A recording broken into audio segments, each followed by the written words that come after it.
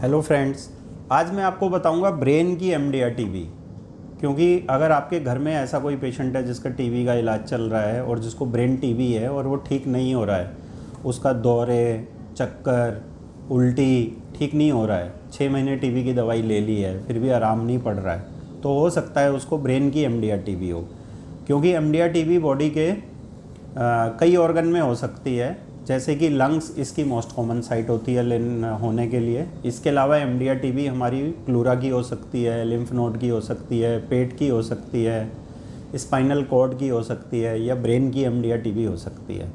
अगर आपका टीबी का ट्रीटमेंट चल रहा है ट्यूबरकुलर मेनिंजाइटिस या ब्रेन टीबी के लिए और आराम नहीं पड़ रहा है, जैसे कि आराम क्या आना चाहिए कि पेशेंट का जो हेडेक है वो बंद हो जाना चाहिए, पेशेंट का बुखार बंद हो जाना चाहिए, पेशेंट के दौरे, सीजर जिसको बोलते हैं आने, वो बंद हो जाने चाहिए, चक्कर आने बंद होने चाहिए।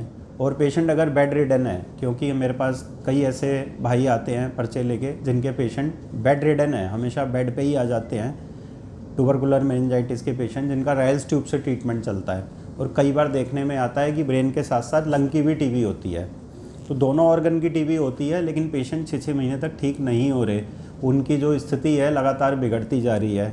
ठीक है, उनकी उल्टी बंद नहीं हो रही है, दवाई उनको सूट नहीं कर रही है, पच नहीं रही है, बिल्कुल 30 किलो वज़न हो गया है, बिल्कुल ही बेड पर आ गए हैं, बेड से उठ भी नहीं पा रहे हैं, डॉक्टरों ने सबने जवाब दे दिया है।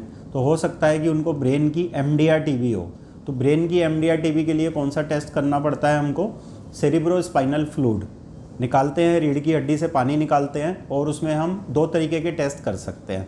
एक तो मॉलिक्यूलर टेस्ट होते हैं जिसे हम रैपिड टेस्ट बोलते हैं, जो कि टीबी के बैक्टीरिया का जेनेटिक मटेरियल देखते हैं, उसके आधार पे टेस्ट किया जाता है, जैसे कि जीन एक्सपर्ट या सीबी नेट होता है गवर्नमेंट में।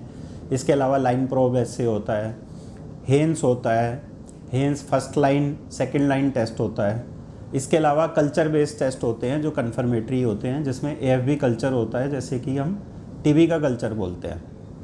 तो उसके आधार पे कल्चर में अगर माइकोबैक्टीरिया का रेजिस्टेंस देखने में आता है, पहले तो हम कल्चर लगाएंगे तो टीबी की बैक्टीरिया की ग्रोथ दिखेगी, जब ग्रोथ आ जाएगी तो हम उसमें first line drug sensitivity testing लगाएंगे।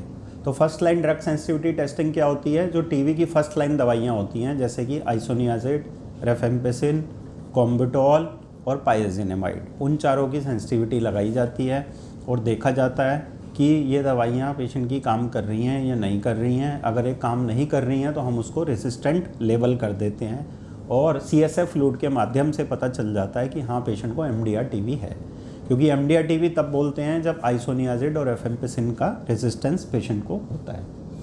तो एमडीआर टीबी पता लगने के बाद में इसका कोर्स लंबा होता है, 18 से 24 महीने की इसमें दवाइयाँ आई हैं। कुछ एक नई दवाइयाँ इसमें आई हैं, जैसे कि बिडाकुलिन होती है, मॉक्सीफ्लॉक्सासिन होती है, मेरे पास रखी भी हुई है। मॉक्सीफ्लॉक्सासिन 400 मिलीग्राम की गोली ऐसी होती है, सुबह शाम देनी होती है।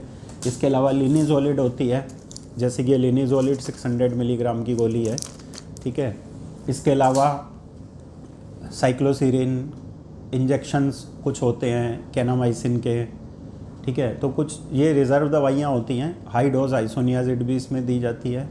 ठीक है, तो रिज़र्व दवाइयाँ होती हैं, इनके साइड इफ़ेक्ट्स ज़्यादा होते हैं और पेशेंट कई बार इनको टॉलरेट नहीं कर पाते, घबराहट, उल्टी, चक्कर, ऐसे सिम्टम्स देखने को मिलते हैं और साइड इफ़ेक्ट्स भी ज़्यादा होते हैं एमडीआर टीबी की दवाइयों के।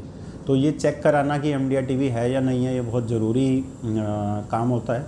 तो अगर आपके भी घर में कोई टीबी का पेशेंट है, ब्रेन टीबी का, जिसकी टीबी ठीक नहीं हो रही है, उल्टी, चक्कर, घबराहट, सिर में दर्द और उसकी जो चाल है, जो गेट है, और उसकी जो कई बार विज़न लॉस होता है, विज़न वगैरह, अगर दौरे आना, ये सब ठीक नहीं हो रहा है, तो आप एमडीआर टीबी का उसका टेस्ट कराइए और अगर एमडीआर टीबी आती है तो उसका इलाज कराइए प्रॉपर तरीके से।